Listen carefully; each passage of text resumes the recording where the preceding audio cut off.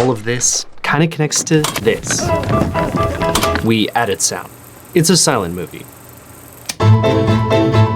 This chart shows all the movies directed or produced by legendary director DW Griffith in 1912. He was a Hollywood titan, but most of his movies, they were about the same length, around 15 minutes, with the exceptions topping out around a half hour long.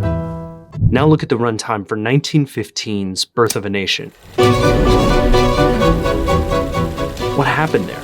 The reason movies changed from 15-minute trifles to featured attractions can be traced to one silent movie. It changed the game in a way that transformed all movies. But it wasn't invented in Hollywood. It came from about 6,000 miles away.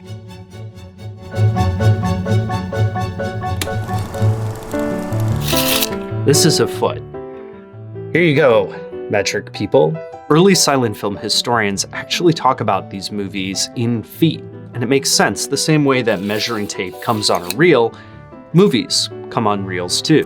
One reel of film is 1,000 feet, give or take. That's 15 minutes or fewer, depending on what frame rate you play it back at. In the early days of movies, the 1900s, almost all movies were about 1,000 feet. One reel. 15 minutes or fewer.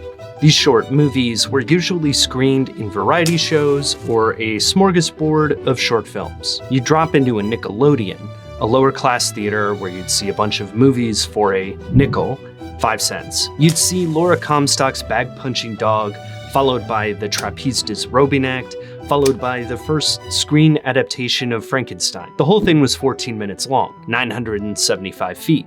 In America, some of this was enforced by East Coast movie trusts that controlled and licensed movie patents for film and projection. They preferred single and double reel films. But even renegade filmmakers out in Hollywood kept movies pretty short, and with some exceptions, so did filmmakers across Europe. It was just easier to transport and project one-reel films. That chart from the beginning, it's not a chart of time, but feet. And this right here is 1,000 feet. That one-reel cutoff. For the most part, movies were small, until the Italians thought bigger. Italian movies were becoming spectacles in the 1900s. They were breaking out of the standard 15-minute short and trying new things. By being outside the American system of high-powered movie trusts, one film in particular was able to rewrite the rules. That's 1913's Quo Vadis, an epic story of Romans in the time of Nero. To tell that story, the Italian filmmakers took 2 whole hours, not 15 minutes. It was 8,000 feet long. To get people to see it, Quo Vadis's promoters needed to invent a new business model. Instead of trying to force the long movie into those movie theaters playing a bunch of one-reel shorts, promoters rented out classy concert halls for Quo Vadis alone. They did the same at the Astor Theater in New York and playing the mammoth photo drama everywhere from Arkansas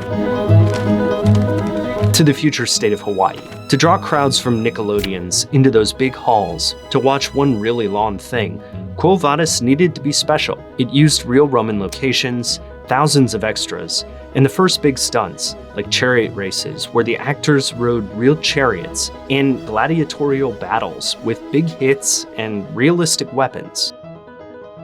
The posters sold the spectacle and sold out seats, and people noticed. In the years following the release of Quo Vadis, DW Griffith increased the length of his own movies. Quo Vadis and other Italian epics were proof that big movies could work. Griffith's movies like Judith of Bethulia crept into feature film lengths, 61 minutes, a full 4 reels. He released Birth of a Nation in 1915. It was sold as the mightiest spectacle ever produced, and a long one, clocking in at 12 reels. It had big stunts too, like many big battle scenes. Now this movie was so controversial that people called it racist in 1915. I mean, the KKK are the good guys. But despite that, it brought the spectacle of Quo Vadis to Hollywood. The trusts that wanted to keep movies short were already failing, but the public's love of long movies kind of finished the job. Birth of a Nation solidified single features as something worth funding and paying for.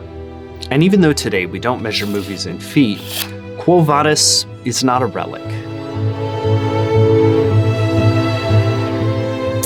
This chart shows average movie times for the most popular 25 movies each year from 1930 on. This time here, it's 2013, 100 years after the 120-minute Quo Vadis came out.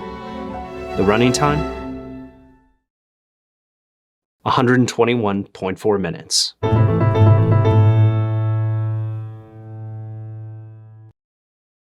This edition of Almanac's all about big changes to the movies that came from outside Hollywood, and there are a ton of other business model changes, like Quo Vadis.